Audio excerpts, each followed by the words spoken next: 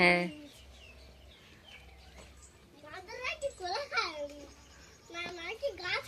না হনুমান খায়।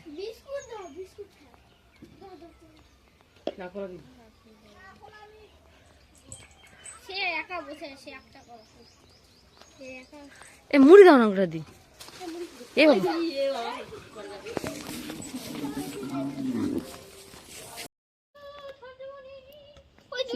হনুমান দেখার জন্য বসে আছে।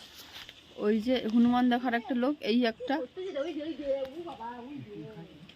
পুরো এই গাছ থেকে সেই গাছে হচ্ছে কি লাফ দিয়ে চলে যাচ্ছে। ওই যে বসে আছে দুটো এইখানে এখনো।